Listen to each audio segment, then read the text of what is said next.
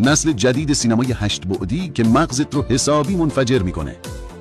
سینمای کروی لاس وگاس یه شاهکار مهندسی و تکنولوژیه که تجربه دیدن فیلم و کنسرت رو میبره یه مرحله کاملا جدید و فراتر از چیزی که فکرش رو میکنی.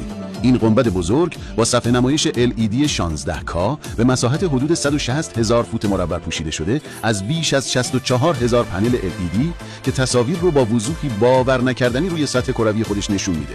نمای بیرون گنبد هم یه نمایشگر LED غول پیکره که فضای اطراف رو مثل یه بوم زنده تبدیل میکنه به کلی نور و رنگ و تصویر.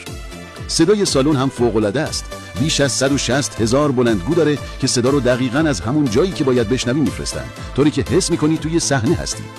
این سازه بزرگ تو آمریکا ساخته شده و هزینه‌اش حدود 3.2 میلیارد دلار بوده. یعنی یکی از گرونترین و خاص‌ترین جاهای تفریحی و هنری لاس وگاس به حساب میاد. امکانات این سینما خیلی فراتر از یه سالن ساده است. صندلی‌ها مجهز به فناوری 4D هستند که میتونی باد، بو و حتی لرزش رو حس کنی.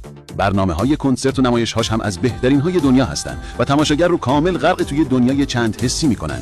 نمای بیرونی گنبد هم که یکی از بزرگترین صفحه نمایش‌های LED تو دنیا محسوب میشه، تصاویر و نورپردازی‌های فوق‌العاده‌ای نشون میده که هر کسی رو مجذوب خودش می‌کنه، حتی وقتی بیرون سالن هستی.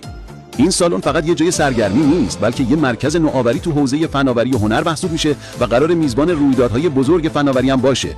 تازه قرار نسخه‌های کوچکترش هم توی جاهای دیگه دنیا ساخته بشه که همه بتونن این تجربه ناب رو داشته باشن، البته با هزینه کمتر.